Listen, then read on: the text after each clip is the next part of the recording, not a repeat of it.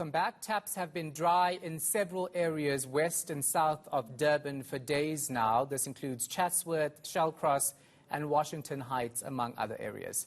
Now, residents are hopping mad, accusing the city of not doing enough to fix dodgy pump stations and of not providing enough water tanks. They say hundreds of people have actually gathered at the few tankers in the area, putting them at risk of contracting COVID-19. Let's get more from the Chairperson for Human Settlements and Infrastructure, Councillor Thanduxolo Sabelo, the city referring us to him for answers on this one. Thanks for your time, we appreciate it. So what's the problem? What's taking so long? Good afternoon, and good afternoon to the viewers at home. What we can say is that we've had challenges with our pump stations where we had our pumps packing up or breaking down.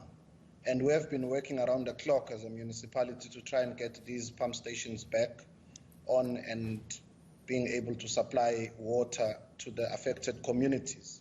What I can be able to say is that our strategy so far is working, because there are some areas which we have been able to connect back to the grid and they are receiving water on their taps. But there is still a large number of areas which are not receiving water, but are receiving through our contingency plan, which is our water tankering services. Yeah, I'll get to the water tankers in a moment, but I want to understand how these pump stations are breaking down. Is it due to a lack of maintenance work? Well, we were in a process of trying to maintain the North Dean pump station. But while we were trying to deal with it, the pump then packed up. So it is indeed the issue of aging infrastructure in the municipality which has caused us to be in this problem which we are in today. But we had already started the process as late as October last year. But when we were about to conclude the process, the pump then collapsed, which has led us to this problem. But I can give an assurance to the residents that in the next day or two, their taps will start to be filled up with water again. Yeah, but the city said that to residents 2 days ago, and they're still without water, which is why they're so angry.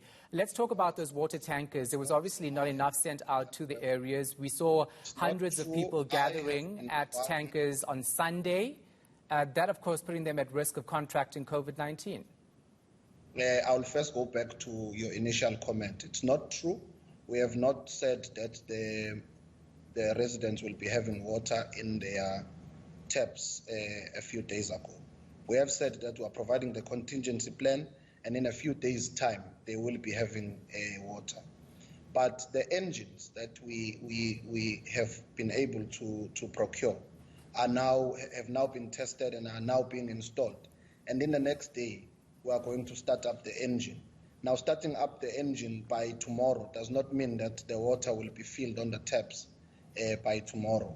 It does take a bit of time, but in the next day or two, most of the residents which were affected will be now receiving water. Our water tankering system is working very effectively in the affected areas, and we are ensuring that the residents are receiving water. We are aware that because it's COVID-19, it's COVID time, and there's supposed to be social distancing.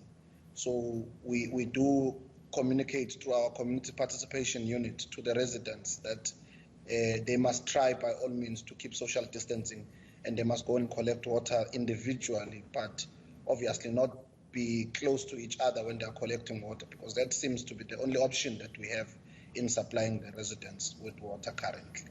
Yeah, so that's the thinking though, right? Because yesterday the city said that it was deploying 40 more water tankers. That's because there clearly wasn't enough deployed in the first instance.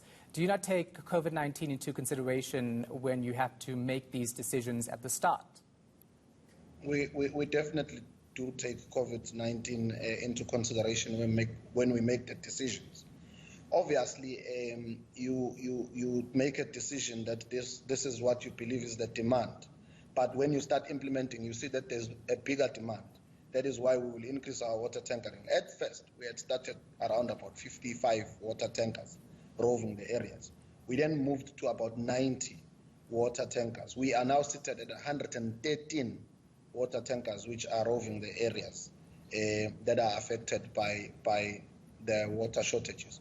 But we must say that this is not our strategy. Water tankering is not our strategy. It's a contingency plan, which we are doing because we want people to have water as we speak. Our strategy is to restore back the North Dean pump station to its full capacity. We have our pumps, which went for repairs, are actually on their way back, because where they were getting repaired was in the Gauteng province. But they are coming back as we speak, and they will be back here in the next day or two. But the one that we are installing at the current moment is at the pump station. So the pump station in its totality can take about 3 pumps. So the 2 pumps we've sent to Johannesburg, and the one is already being installed. Yeah. So in the next day or two, the water will be back on the taps of the residents, and by next week the pump station will be in full operation and will be working as normal for all our residents. We sincerely apologize for the inconvenience that has been caused by the collapsing of this pump station. Mr. Sabelo, can you tell me how many residents are in the affected areas where there has been no water? Because I've seen so many listed, so I'm guessing it's thousands. Well, it's actually in more than just thousands, it's hundreds of thousands. So my question is why you would think that 113 water tankers would be sufficient to deal with hundreds of thousands of people who actually don't have water for so long? Well, according to our calculations, the currently, what we are providing today is proving to be sufficient to the people. Today, but on Sunday it wasn't sufficient because we saw people actually trying to stop tankers from going to other areas so that they could get water. Well, yes, after we had dispatched the water tankers, we then realized that there was a bit of a shortage, which we have now provided a contingency for. Yeah, it seems like poor handling of the situation, right? I know you say the long-term goal is to ensure that all pump stations are working properly. There's absolutely no poor handling of the situation. We are right on top of the situation, and we are ensuring that people... No, you're not on top of it. You're on top of it now, but you weren't on top of it on Sunday. I mean, this has been escalating. You've adjusted the way you're handling this response based on the shortcomings of your initial plan. Let me explain to you. One resident will come to the water tanker carrying a 20-liter bucket. The other will come carrying a 50-liter bucket. That you'll then understand, and that will cause a bit of challenges. So it's not that we had calculated incorrectly, but it's the feeding to the people that leads to some people not receiving water. That's why we have been adding.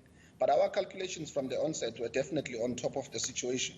So it's not that we just out of the blue decided that 90 tankers will be enough. We had made calculations that we believe that this number is going to be enough. But as the demand grew, we then decided that let's increase the capacity.